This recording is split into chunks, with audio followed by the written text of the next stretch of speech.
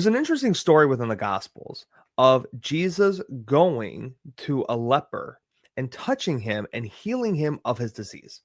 Now, what a lot of skeptics of the New Testament will clearly point out is by Yeshua touching the leper, he is breaking the Mosaic law, which then would result of Jesus sinning. But did Jesus actually sin? Well, of course not, because that would easily disqualify him as being the Messiah, where he would be a false Messiah. So it can't be that. So what's actually going on here? Let's take a closer look at this situation within specifically the Gospel of Luke, chapter 5, verses 12 to 16 of Yeshua and the leper. Now, this is what the verses say. While Jesus was in one of the towns, a man came along who was covered with leprosy. When he saw Jesus, he fell with his face to the ground and begged him, "Lord, if you are willing, you can make me clean." Jesus reached out his hand and he touched the man. "I am willing," he said, "be clean." And immediately the leprosy left him. Then Jesus ordered him, "Don't tell anyone, but go, show yourself to the priests and offer the sacrifices that Moses commanded for your cleansing as a testimony to them." Yet the news about him spread all the more, so that crowds of people came to hear him and to be healed of their sicknesses. But Jesus often withdrew to lonely places and prayed. All right. So while in one of the villages of Galilee, the disciples saw a man coming toward them from across the way. He wore a ragged cloth over his nose and mouth. His head was uncovered, his hair unkempt, his garments torn, and his skin displayed a rash and was peeling. This was a leper, a man with the dreaded disease, Saharat, which is leprosy in Hebrew. The Torah's purity laws devote a great deal of attention to matters concerning biblical leprosy or Saharat. Its symptoms, diagnosis, and the ensuing ceremonial uncleanness engendered by it in Leviticus chapter 13 through 14. Biblical leprosy is not the same, though, as the disease identified as leprosy today. Now, most English versions translate Saharat as leprosy.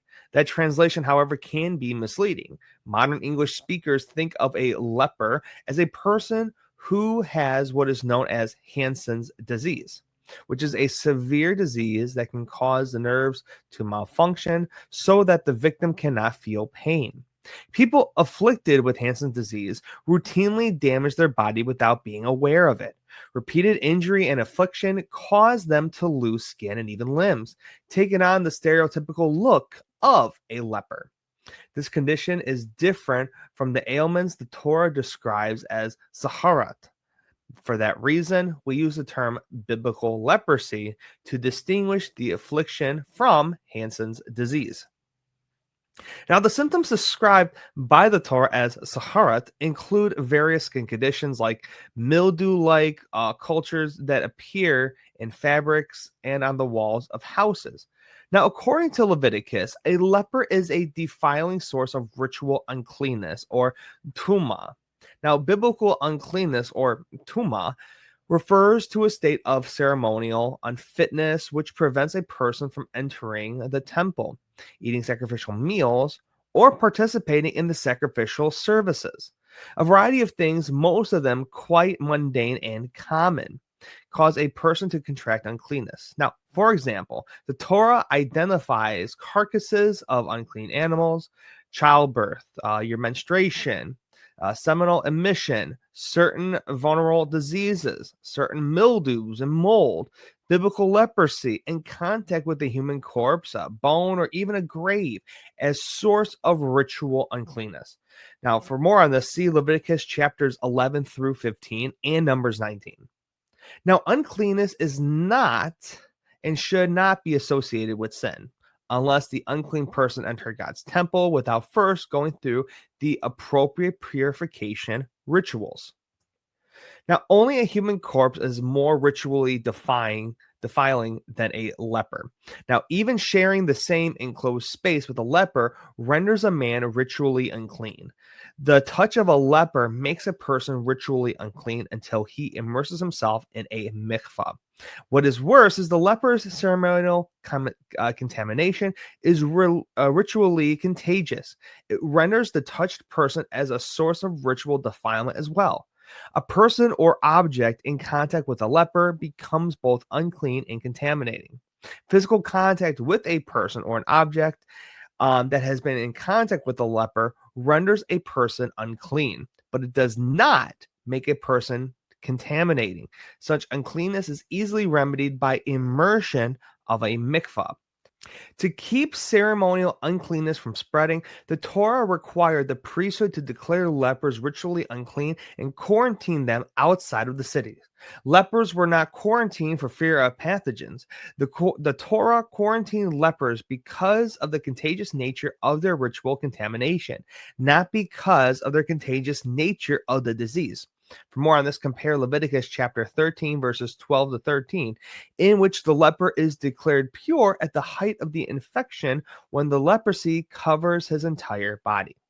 Now, the laws governing biblical leprosy isolated the leper from society and compelled him to mourn his own death, so to speak, by covering his face, rendering his garments, and wearing his hair unkept. It was just such a leper, readily identified by his torn garments, shrouded face, and frightening skin condition, who broke quarantine, entered the village, and threw himself down at the feet of Yeshua. He came, quote, beseeching him and falling on his knees before him and saying, "If you are willing, you can make me clean." Mark chapter 1, verse 40.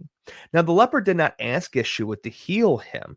He did not say, "Heal my disease." Rather, he appealed to Yeshua for ceremonial purification.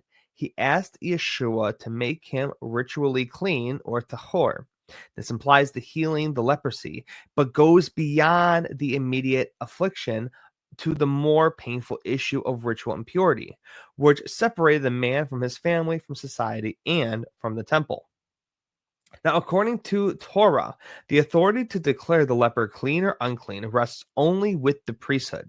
If a man contracted leprosy, only the priesthood had the authority to make the diagnosis and declare the man unclean. Then, should he recover from the leprosy, only the priesthood had the authority to conduct the necessary purification rituals and to declare the man clean and free to return to society.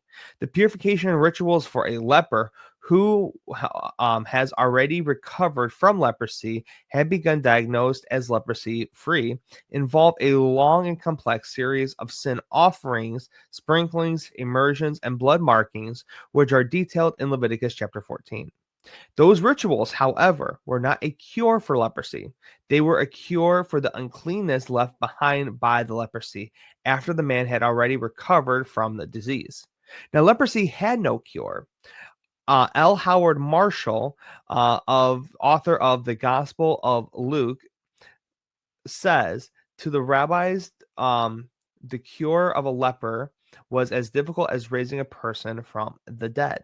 Whereas the priesthood is only able to make a diagnosis, the master Yeshua himself was able to offer a cure. Now, our master's heart broke for the man. Quote, moved with compassion, Yeshua stretched out his hand and touched him and said to him, "I am willing, be cleansed." Mark chapter 1, verse 41. Now, instantaneously and miraculously, the scabs and the inflammations covering the man's body vanished to reveal smooth, healthy skin. Now, ironically, by touching and cleansing the leper, the master contracted a ritual impurity. When Mark tells us about Yeshua healing a leper, he dramatically slows down the action, depicting Yeshua as if in slow motion, stretching out his hand to touch the leper. By touching the leper, Yeshua rendered himself ritually unclean. Though the leper he was healed, Yeshua himself became unclean. Why would he do that? How could he healed the leper by simply saying a word? Why did he end up touching the leper? Becoming ritually unclean is not a sin. By touching the leper, Yeshua was not sinning. Some might object that the Messiah could not become unclean, but that objection stems from a misunderstanding of ritual impurity. Ritual impurity and contamination is not a moral state of the result of any sin. It is a human moral condition. To deny Yeshua the ability to contract ritual impurity is to deny his humanity. He has only placed himself in a state of ritual uncleanness. His ritual impurity was easily remedied by an immersion in a mikvah. Now, such an immersion was a requirement for entering the temple in any case. Nevertheless, in the days of the temple, in, intentionally contracting ritual contamination by touching a leper constituted as a social taboo. Now, some theologians have suggested that Yeshua was showing us the ritual purity laws of the Torah are obsolete. This explanation is unwarranted. Immediately after healing the leper, the master tells him, quote, "Go show yourself to the priest and offer for your cleansing what Moses commanded." Mark 1:44. Now, a certain affirmation of the Torah's purity laws. So then, why did Yeshua intentionally touch the leper? The Talmud here explains that the suffering servant of Isaiah 53:4 takes the disease of the leprosy upon himself for the sake of Israel and is therefore called the leper. In a Hasidic story of the Baal Shem Tov, the Beshit meets with the Messiah who appears to him as a leper. Raphael Patar, the Messiah text of Jewish legends of 3,000 years, the Messiah takes upon himself the disease of Israel. Quote, "Surely our sicknesses he himself bore, for our sorrows he carried, yet ourselves esteemed him stricken with leprosy, smitten of God, and afflicted." Isaiah 53:4. The Hebrew word translated as stricken one in 53:4 is nagua, a catastrophic, shocking disease. In the Bible, leprosy is sometimes called nagua. This comes from C.E. Cly of D. Delshitz, Isaiah, Volume 7 of the Commentary of the Old Testament. Now, as the rabbis say, quote, "His name is the leper," those of the house of the rabbi say, "the sick one," as it is said in Isaiah 53:4, "Surely our sicknesses he himself bore, and our sorrows he carried, yet we ourselves esteemed him stricken, smitten of God, and afflicted." That comes from B. Sanhedrin 98b. Now, the full quotation is no longer found in printed editions of the Talmud, but the Spanish monk Raymond Martini recorded it in 1278 in his work Perigo Fidei, or the Dagger of Faith. The edition of the Tractate Sanhedrin from which Martini copied represents what must surely be a better reading of the original than the current version, which reads, "Leper of the house of study, the suffering servant of Isaiah," according to the Jewish interpreters. The same Talmudic interpretation lies behind the enigmatic story of the previous page of the Talmud. Rabbi Yehoshua ben Levi asked Elijah the prophet, "How will I recognize the Messiah?" Elijah replied, "He is sitting among the poor lepers, all of them bandaging their wounds." B. Sanhedrin 98a. Now, Yeshua seems to have understood Isaiah 53:4 the same way. In the teaching of Yeshua, the cleansing of lepers provided evidence that the kingdom of heaven was present. He told his disciples to proclaim the good news of the kingdom and prove their message by cleansing lepers. Matthew 10:8. Now, when John the Immerser sent his disciples to Yeshua to inquire, "Are you the expected one, or shall we look for someone else?" Yeshua responded, "Go and report to John what you hear and see. The lepers are cleansed." Matthew 11, 4-5. Now, in Yeshua's theology, the cleansing of lepers was proof of the Messiah. By touching the leper, Yeshua intentionally took upon himself the uncleanness caused by the man's infirmities. Now, just as the suffering servant of Isaiah 53 takes on Israel's infirmities, sorrows, and iniquities, Yeshua intentionally identified with the leprous man's low estate by touching him. In doing so, he illustrated on a small scale his greater mission. Now, just as he intentionally took on himself the leper's uncleanness in order to heal him, so too he intentionally took upon himself human morality in order to heal it. He intentionally took upon himself our sin in order to cleanse us of it. He took upon himself our guilt in order to absolve us of it. He took it upon himself, his human uncleanness, allowing himself to reach the highest level of ritual contamination by becoming a human corpse in order to save us. Now, the master warned the man not to tell anyone about the miracle. Yeshua did not seek to establish a reputation as a miracle worker, nor did he want to attract large crowds.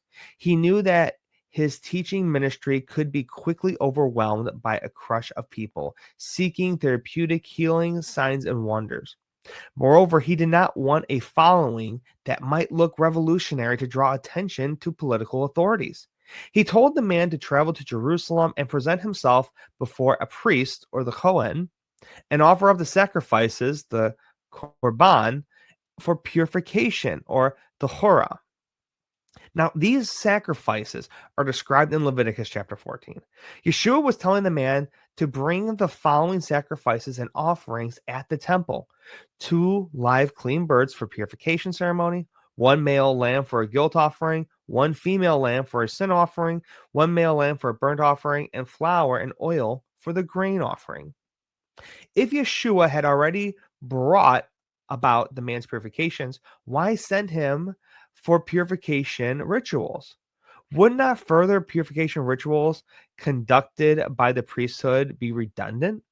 Jesus has no intention of bypassing this requirement of the law. For more of this, read the cliff note of Matthew chapter 5, verses 17 to 20, nor displacing the priests of their role. That quote comes from John Nolan of the Gospel of Matthew commentary. Now, if the man felt free to disregard the Torah prescribed means of purification on the basis that Yeshua already cleansed him, he would not been in transgression of the Torah. Until undergoing the prescribed purification rituals, he could not be declared ritually clean, nor could he re-enter society. The healing of the leper demonstrates both the authority of Yeshua and the limit on his own authority. He had the authority to both heal and cleanse, but his authority was hedged by God's Torah. It did not extend over the boundaries of the Torah. He operated within those boundaries. If he contradicted the Torah, which is God's authoritative law, even so much as suggesting that a healed leper could skip the prescribed purification rituals, he would have invalidated his credibility. He did not annul even, quote, one of the least of these commandments, or teach others to do the same. Matthew 5:19. He told the leper to show himself to the priesthood as a testimony to them. A testimony of what? A testimony of Yeshua's healing power, of his submission to Torah, his messianic identity. Any of these might be possible, but even more likely, he meant that the man go through the complete purification ceremony, thereby providing testimony of his healing so that the priesthood in turn could testify on the man's behalf, declaring him no longer unclean. Now the master warned the leper not to tell anyone about how he had been healed, but the leper did not heed. Quote, he went out and began to proclaim it freely and to spread the news around to such an extent that Yeshua could no longer publicly enter a city, but stayed out in unpopulated areas, and they were coming to him from everywhere. Mark chapter 1, verse 45. Now, in only a short time, people from far and wide came seeking him. Those with leprosy and illnesses came from every direction. People suffering terrible pain came. Those bothered by evil spirits came. People came from the towns of Galilee. They came from the cities of Decapolis. They came from Jerusalem and Judea. They even came from Pera and beyond the Jordan, and still even further. The news about him spread throughout all Syria, and they brought to him all who were ill, those suffering with various diseases and pains, demonics, epileptics, paralytics, and he healed them. Large crowds followed him from Galilee and Decapolis, in Jerusalem and Judea, and from beyond the Jordan. Matthew chapter 4, verse 24 and 25. Now, as the crowds grew, he could no longer move freely. He could not stay in one place too long. He had to keep his coming and going secret, or the crowds might grow too large. He had to sneak away, disappearing from the crowds in order to spend private time in prayer. Yeshua himself often slipped away in the wilderness and he prayed. Luke 5:16. Now, the mainstream of his life was his communion with God, and in such communion, he found both strength and guidance to avoid submitting to temptation. That comes from Marshall from his commentary, The Gospel of Luke, page 210. So that, ladies and gentlemen, is the full description of what was really going on when Yeshua was healing the man by touching him who had leprosy. He was not sinning. He was not breaking the law.